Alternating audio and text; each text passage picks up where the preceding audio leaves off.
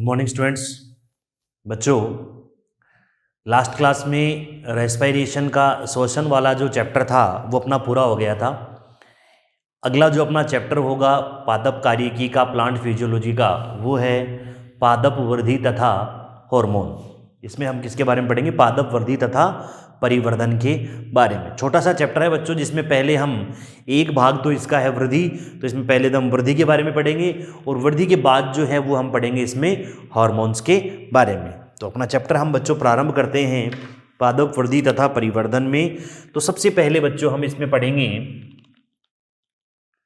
वृद्धि के बारे में।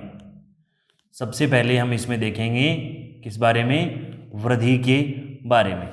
तो बच्चों देखो, पादपों में जब वृद्धि की बात करते हैं तो देखो, वृद्धि एक अनुत्क्रमणीय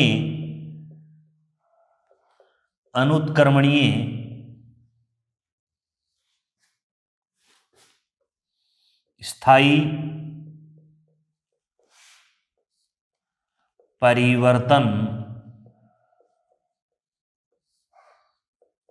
होती है। अनुत्क्रमणीय स्थायी परिवर्तन होती है। अनुत्क्रमणीय स्थायी परिवर्तन का मतलब है कि उसमें बदलाव नहीं होगा। उसमें क्या नहीं होगा?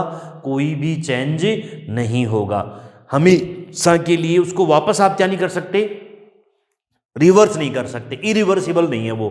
तो वृद्धि की परिभाषा क्या होती है कि वृद्धि एक अनुत्क्रमणीय स्थायी परिवर्तन होती है। अब देखो बच्चों, वृद्धि जीवों का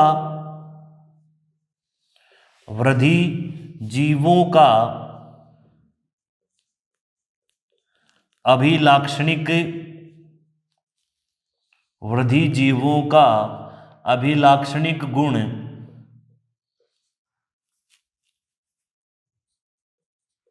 नहीं होता। वृद्धि क्या नहीं होता? जीवों का अभिलाक्षणिक गुण नहीं होता। क्यों नहीं होता? कि वृद्धि जो है वो सजीव भी दर्शाते हैं और निर्जीव भी दर्शाते हैं। वृद्धि सजीव भी दर्शाते हैं और निर्जीव भी दर्शाते हैं। कैसे?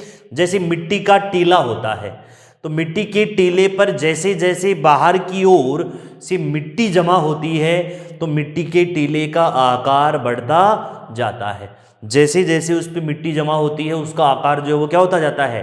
बढ़ता जाता है। तो इसका मतलब आकार में क्या हो रही है? वृद्धि। आकार में क्या हो रही है? वृद्धि हो रही है। समझ रहे मेरी बात को? तो वृद्धि जीवों का अभिलाक्षणिक गुण नहीं है, तो निर्जीवों में भी होती है, परंतु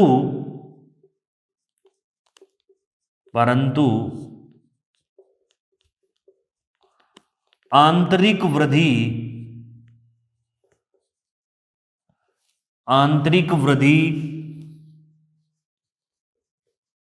जीवों का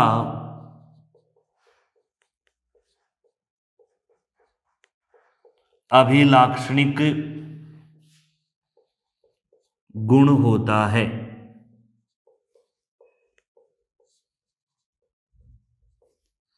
आंतरिक वृद्धि जो है वो क्या होता है? जीवों का अभिलाक्षणिक गुण होता है, बाह्य वृद्धि नहीं होता। तो बच्चों, वृद्धि जीवों का या सजीवों का अभिलाक्षणिक गुण नहीं है, जबकि आंतरिक वृद्धि जो है उसे सजीवों का अभिलाक्षणिक गुण कहा जाता है। अब देखो इसमें इसके पश्चात वृद्धि एक उपापचयी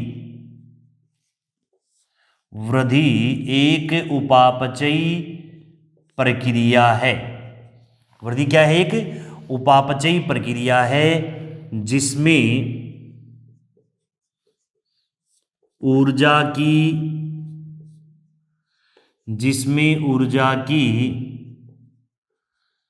आवश्यकता होती है। जिसमें किसकी आवश्यकता होती है? ऊर्जा की आवश्यकता। तो वृद्धि एक उपापचयी प्रक्रिया है जिसमें किसकी आवश्यकता होगी? ऊर्जा की आवश्यकता होगी, क्योंकि इसमें अपचय भी होगा और साथ में क्या होगा? उपचय भी होगा। तो वृद्धि जो है वो उपापचयी प्रक्रिया होगी जिसमें किसकी आवश्यकता होगी? ऊर्जा की आवश्यकता। सजीवों में वृद्धि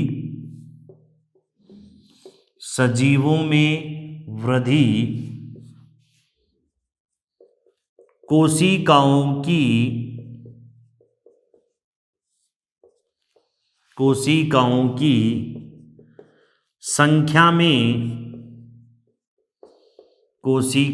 की संख्या में सजीवों में वृद्धि कोशिकाओं की संख्या में वृद्धि से होती है। किससे होती है?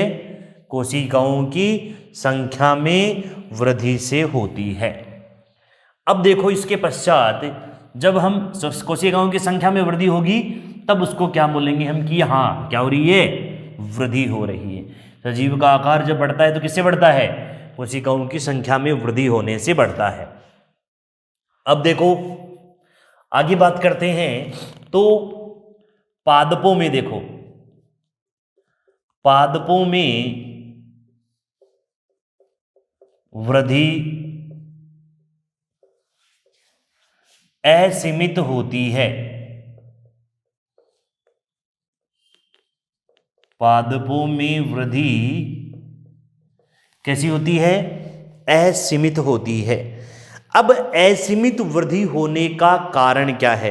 असीमित का मतलब है अनलिमिटेड, कोई सीमा नहीं होगी। पूरे जीवन भर पादप जो है वो क्या दर्शाएगा?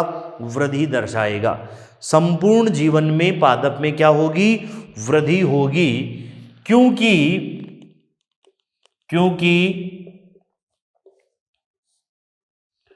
पादप के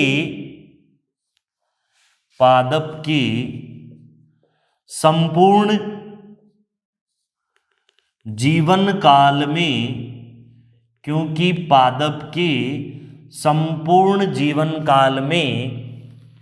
क्योंकि पादप के संपूर्ण जीवन काल में विभजोतक उत्तक उपस्थित होता है। विभजोतक उत्तक उपस्थित होता है। संपूर्ण जीवन काल में कौन सा उत्तक उपस्थित होगा?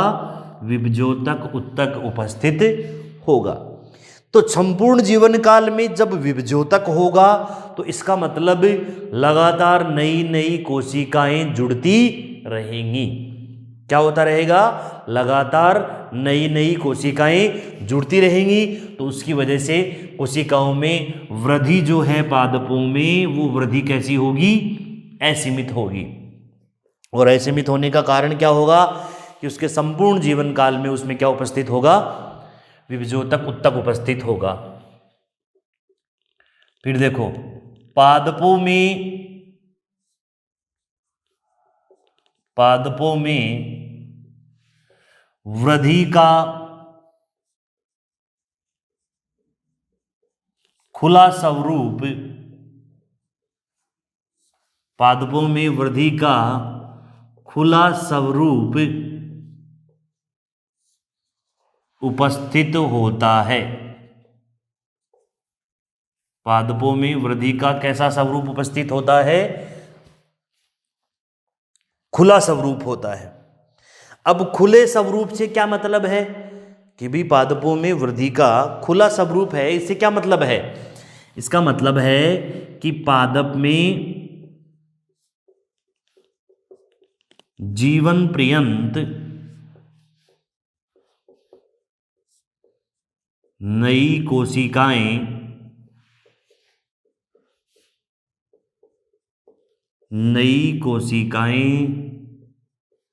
जुड़ती रहती हैं। नई कोशिकाएं जो है वो क्या होती हैं? जुड़ती रहती हैं। तो एक तो देखो बच्चों पादपों में वृद्धि जो होगी वो पादपों में वृद्धि कैसी होगी? असीमित होगी। और असीमित के साथ पादपों में आपको वृद्धि का कैसा स्वरूप देखने को मिलेगा? खुला स्वरूप देखने को मिलेगा। अब इसके बाद देखो बच्चों, नेक्स्ट हम बात करते हैं कि खुला स्वरूप क्यों बोला? क्योंकि लगातार नई कोशिकाएं जुड़ती रहेंगी। चलो फिर इसके पश्चात देखो कि पादपों में वृद्धि को मापन, जो वृद्धि को मापा जाता है, यानी कि पादपों में वृद्धि को मापा जा सकता है, तो वृद्धि के मापदंड जो होते हैं वो क्या होते हैं? देखो,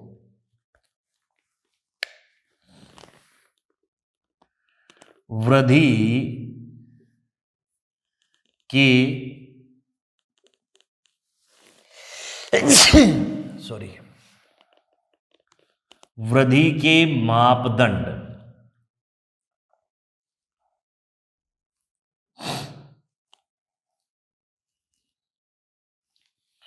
तो देखो बच्चों, वृद्धि के मापदंडों की बात जब हम करते हैं तो उसमें पहला आता है जैव भार तथा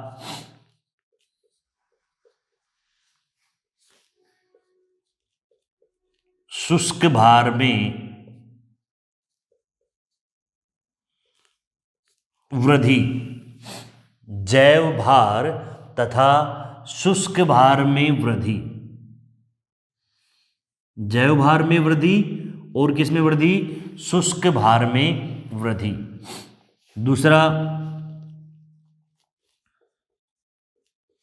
कोशिकाओं की संख्या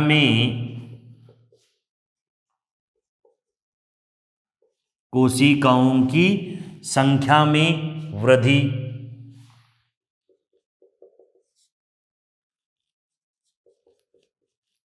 आकार में वृद्धि।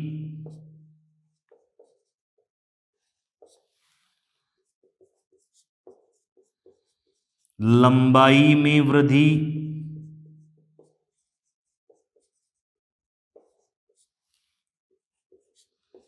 सतह क्षेत्रफल में वृद्धि।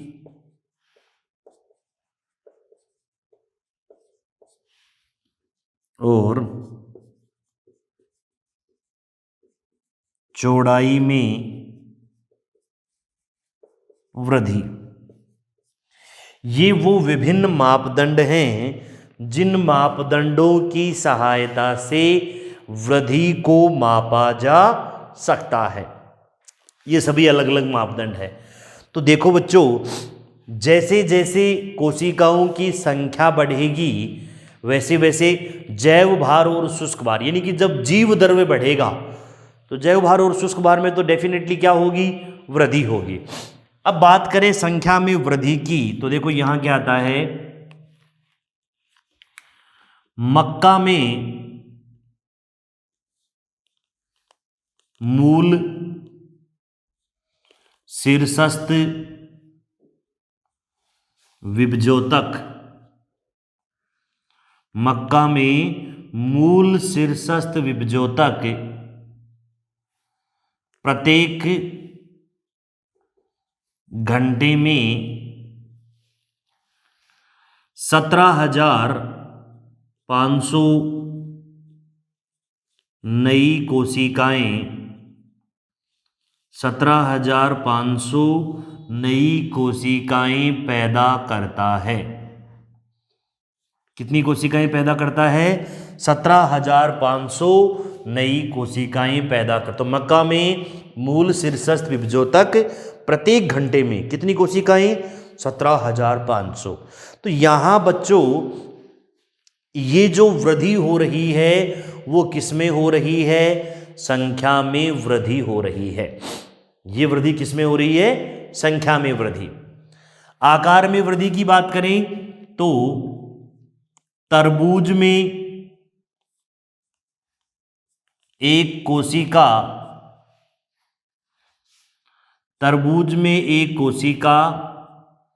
अपना आकार 3,50,000 गुणा तक बढ़ा लेती है। तो तरबूज में आकार में वृद्धि का उदाहरण क्या आता है? तरबूज। तो प्रारंभिक आकार से कोशिका का आकार कितना बढ़ जाता है? 3,50,000 गुणा। एक कोशिका जो है वो अपने प्रारंभिक आकार से अपना आकार कितना गुना बढ़ा लेती है? 3,50,000 गुणा अपने आकार में वो क्या कर लेती है? वृद्धि कर लेती है। लंबाई में वृद्धि की बात करते हैं तो आता है पराग नलिका। लंबाई में वृद्धि की बात करें तो क्या आती है? पराग नलिका में वृद्धि। किसमें वृद्धि? पराग नलिका में। तो पराग नलिका जो है वो अपने आकार में क्या करती है? वृद्धि करती है। पराग नलिका किसमें वृद्धि करती है? अपने आकार में वृद्धि करती है। और पत्ती का क्या बढ़ता है? क्षेत्रफल। पत्ती का क्या बढ़ता है? क्षेत्रफल बढ़ता है। तो उससे भी आकार में क्या होती है? वृद्धि। चौड़ाई में वृद्धि में आता है द्वितीयक वृद्धि होती है द्विबीजपत्री मूल और तने में। और आवर्तबीजी और अनावर्तबीजी पादपों में द्विबीजपत्री मूल और तने की बात करते हैं ना आवर्तबीजी पादपों में, तो उसमें द्वितीयक वृद्धि होती है। तो ये बच्चों मापदंड हैं जिनके आधार पर वृद्धि को मापा जाता है। तो पहले तो क्या देखा जाता है? जैव भार और शुष्क भार में वृद्धि। फिर कोशिकाओं की संख्या में। तो मक्का में जो मूल शीर्षस्थ विभजोतक होता है वो प्रत्येक घंटे में कितनी कोशिकाएं पैदा कर देता है? 17,500। तो यहाँ कोशिकाओं की किस में वृद्धि हो रही है? संख्या में। तरबूज में बात करें तो एक कोशिका अपने कितना आकार को कितना बढ़ा लेती है? 3,50,000 गुणा। लंबाई में बात करें तो जैसे किस में वृद्धि? पराग नलिका में वृद्धि। और सतह क्षेत्रफल में वृद्धि की बात करें तो जैसे क्या बढ़ता है? पत्ती का क्षेत्रफल। और चौड़ाई में वृद्धि होती है तब कौन सी वृद्धि होती है? द्वितीयक वृद्धि होती है। ये हैं बच्चों वृद्धि के विभिन्न मापदंड। ये हैं वृद्धि के मापदंड।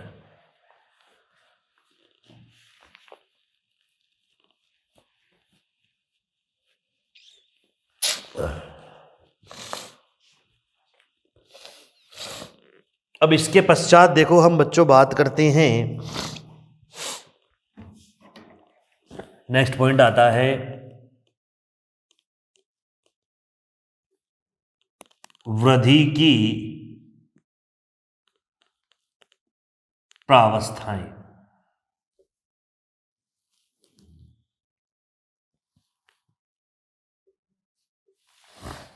वृद्धि की प्रावस्थाएं। तो बच्चों वृद्धि जो होती है उसे 3 प्रावस्थाओं में विभाजित किया जाता है। वृद्धि को कितनी प्रावस्थाओं में विभाजित किया जाता है? 3 प्रावस्थाओं में विभाजित किया जाता है। सबसे पहली होती है उसमें विभजोतक प्रावस्था।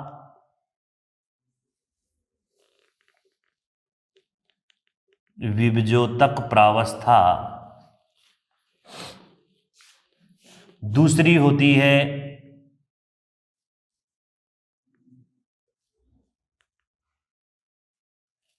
दीर्घीकरण प्रावस्था। दीर्घीकरण प्रावस्था। और तीसरी होती है परिपक्वन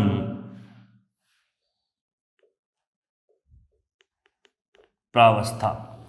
ये 3 प्रावस्थाएं होती हैं, विभजोतक प्रावस्था, दीर्घीकरण प्रावस्था और परिपक्वन प्रावस्था। अब सबसे पहले हम विभजोतक प्रावस्था के लक्षण देखेंगे। तो इसके देखो क्या लक्षण होते हैं। विभजोतक प्रावस्था के लक्षणों की जब अपन बात करते हैं तो जैसे हमने बच्चों प्लांट एनाटोमी जब अपन पढ़ते हैं, आपने पढ़ी होगी 11th क्लास में, तो उसमें भी हम विभजोतक प्रावस्था के लक्षण देखते हैं। तो यहां देखो क्या आता है विभजोतक प्रावस्था में,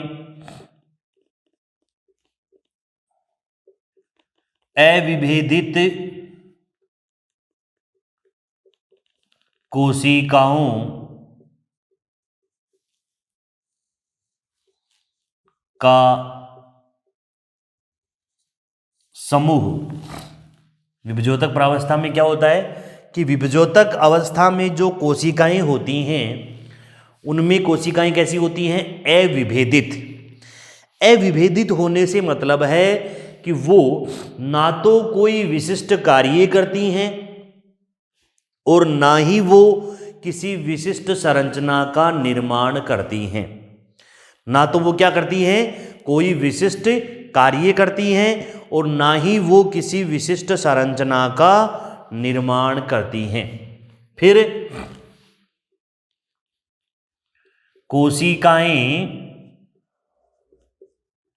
कोशिकाएं लगातार विभाजित होती हैं। कोशिकाएं क्या होती हैं, लगातार विभाजित होती हैं। कोशिकाओं का आकार छोटा तथा जीवद्रव्य सघन होता है। आकार छोटा होगा तो जीवद्रव्य है वो कैसा होगा, सघन। केंद्रक बड़ा तथा सुस्पष्ट होता है।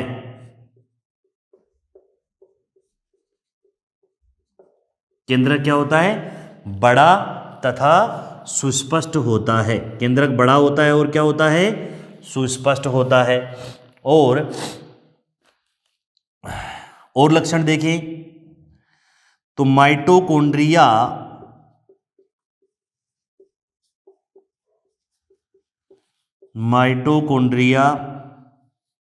तथा अंतःप्रदेवी जालिका एंडोप्लाज्मिक रेटिकुलम ER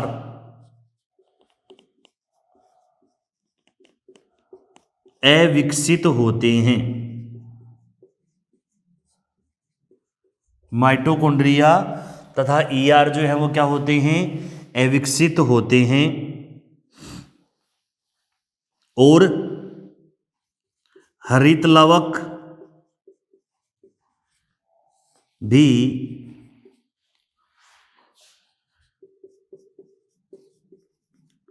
अविकसित होता है। हरित लवक भी क्या होता है, अविकसित होता है। रसधानी छोटी या तो छोटी होती है अथवा अनुपस्थित होती है। रसधानी जो है या तो क्या होगी, छोटी होगी या फिर क्या होगी, अब्सेंट होगी।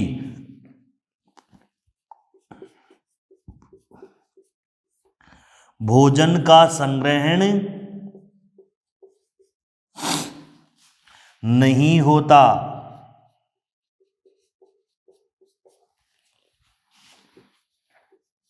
अपशिष्ट पदार्थों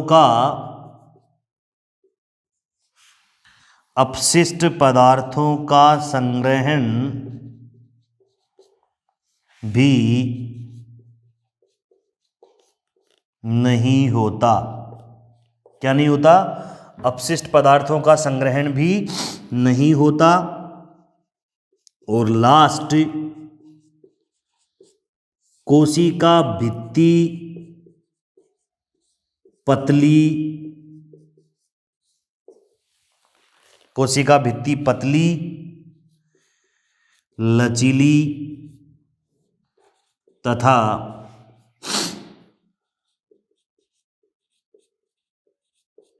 सेलुलोजिक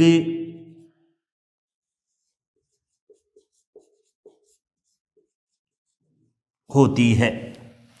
पतली, लचीली और कैसी होती है? सेलुलोजिक होती है। तो विभजोतक प्रावस्था में देखो अविभेदित कोशिकाएं होंगी। कोशिकाओं में लगातार क्या होगा? विभाजन होगा। कोशिकाओं का आकार छोटा होगा पर जीवद्रव्य क्या होगा? सघन होगा। केंद्रक बड़ा और सुस्पष्ट होगा। माइटोकॉन्ड्रिया और ईवार क्या होंगे? अविकसित। हरित लवक भी क्या होंगे? अविकसित। रसदानी छोटी होगी या अनुपस्थित होगी और भोजन का संग्रहण नहीं होगा। अपशिष्ट पदार्थों का संग्रहण भी नहीं होगा। कोशिका भित्ति पतली, लचीली या कैसी होगी? सेलुलोजिक। ये सभी लक्षण होते हैं बच्चों किसके? विभजोतक प्रावस्था के। विभजोतक अवस्था में जो कोशिकाएं होती हैं उनके ये लक्षण होते हैं। तो इस अवस्था में मतलब यूं समझो आप कि कोशिका जो है उसमें लगातार क्या चलते रहेंगे? विभाजन चलते रहेंगे। कोशिका में लगातार क्या चलते रहेंगे? विभाजन, जिससे कोशिकाओं की संख्या में क्या होती रहेगी? सिर्फ वृद्धि। विभजोतक उत्तक में यही होता है।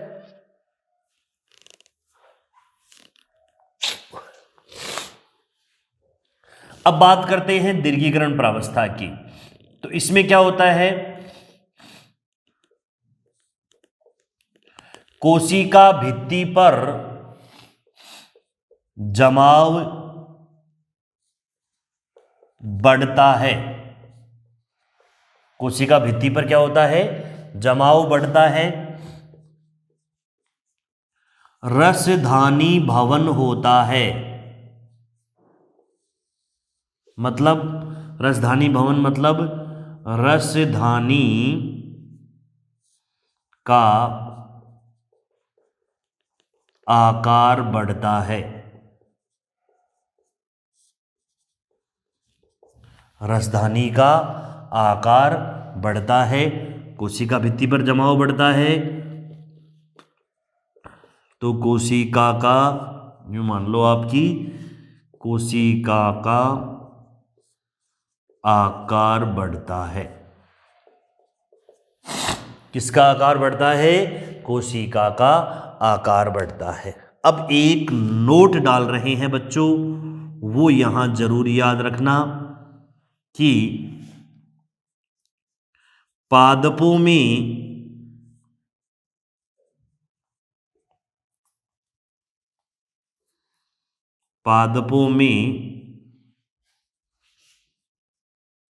सर्वाधिक वृद्धि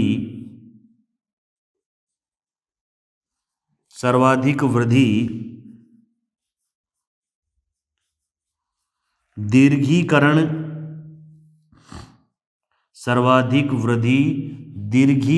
प्रावस्था में होती है। सबसे ज्यादा जो वृद्धि होती है वो कौन सी प्रावस्था में होती है? दीर्घीकरण प्रावस्था में होती। मैक्सिमम ग्रोथ जो आपको देखने को मिलेगी वो कौन सी प्रावस्था में देखने को मिलेगी? दीर्घीकरण प्रावस्था में। इस अवस्था में सबसे ज्यादा क्या होगी? वृद्धि। इससे ज्यादा वृद्धि किसी भी अवस्था में नहीं होगी। फिर बात करते हैं लास्ट में परिपक्वन प्रावस्था की। तो इसकी बात करें तो इस अवस्था में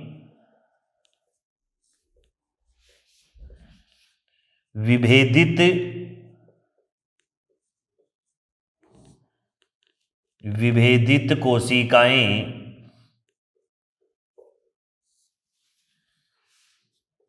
उपस्थित होती हैं।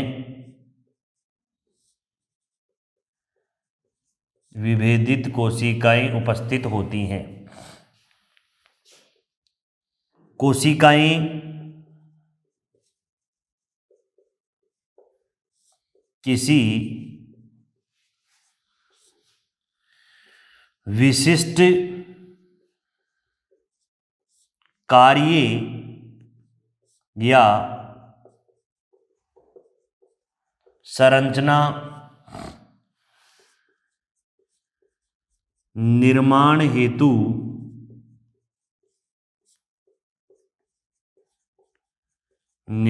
हेतु विभेदित होती हैं।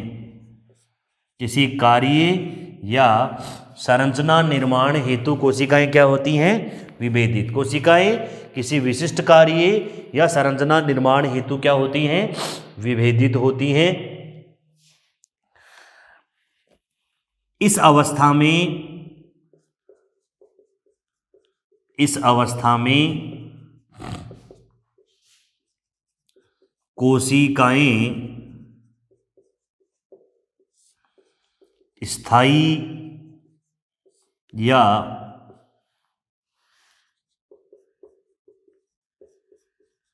अस्थायी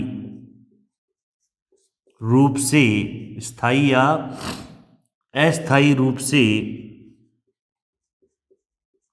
विभाजन की क्षमता खो देती हैं। यानी कि इन कोशिकाओं में या तो विभाजन की क्षमता होगी या नहीं होगी, दोनों में से एक होता है। विभाजन की क्षमता को स्थायी रूप से या अस्थायी रूप से ये क्या कर देती हैं? खो देती हैं। अब एक नोट बच्चों यहां भी आता है,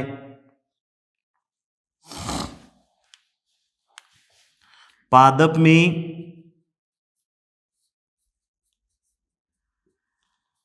सर्वाधिक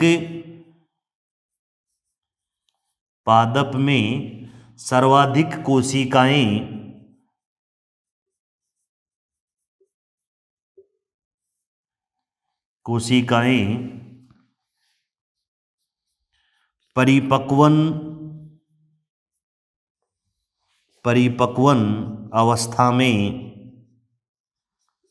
परिपक्वन अवस्था में पाई जाती हैं। सर्वाधिक कोशिकाएं कौन सी अवस्था में पाई जाती हैं? परिपक्वन अवस्था में पाई जाती हैं। पादप में सर्वाधिक कोशिकाएं कौन सी अवस्था में? परिपक्वन अवस्था में पाई जाती। ये हैं बच्चों वृद्धि की प्रावस्थाएं, जिसमें एक तो है आपकी विभजोतक प्रावस्था, एक है दीर्घीकरण प्रावस्था और एक है आपकी परिपक्वन प्रावस्था। देखो इसमें इस अवस्था में तो साफ साफ दिख रहा है कि क्या होता है कि कोशिकाओं में लगातार सिर्फ क्या होता है? विभाजन होता है। कोशिकाओं में लगातार क्या होता रहता है? विभाजन, जिससे पीछे नई कोशिकाएं दीर्घीकृत होती है और नीचे क्या होता रहता है? परिपक्वन चलता रहता है। यहाँ क्या होता है? इसमें देखो केंद्रक बड़ा सुस्पष्ट होगा, कोशिका का आकार छोटा, सघन जीवद्रव्य होगा, माइटोकॉन्ड्रिया और ईआर हरित लवक अविकसित होंगी, रसधानी छोटी होगी या अनुपस्थित होगी, भोजन और अपशिष्ट पदार्थों का संग्रह नहीं होगा, कोशिका भित्ति पतली, लचीली या फिर क्या होगी? सेलुलोजिक होगी। दीर्घीकरण में कोशिका भित्ति पर क्या बढ़ता है? जमाव बढ़ता है, रसधानी का आकार बढ़ता है, जिससे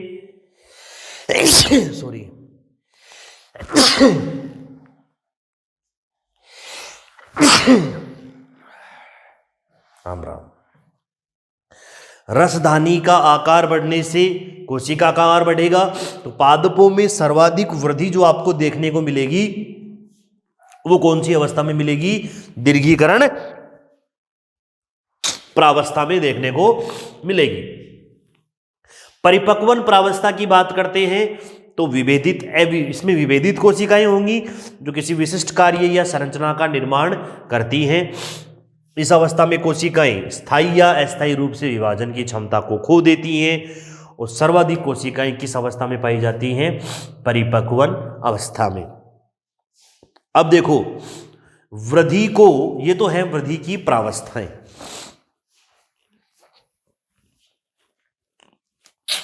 तीन प्रावस्थाएं हमने देखी। एलर्जी हो जाती है यार इस टाइम तक।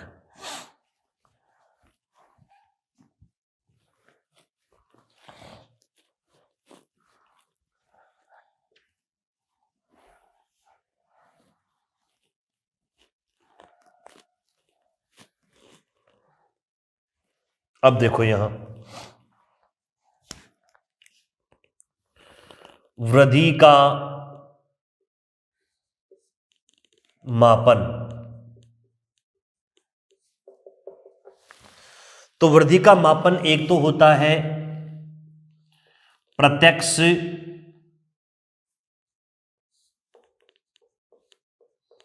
निरीक्षण। किसके द्वारा होता है? प्रत्यक्ष निरीक्षण। एक आप देख रहे हो कि हाँ यार वृद्धि हो रही है, आपने घर पे एक पादप लगाया लाके, धीरे धीरे आप देखते हो कि हाँ यार ये पादप आकार में बढ़ रहा है, पर आपको पता नहीं कि कितने समय में कितनी हो रही है। बस आपको देखने से लग रहा है कि हाँ ये पादप पहले से आकार में बढ़ गया है। एक तो ये, दूसरा ऑक्सेनोमीटर द्वारा,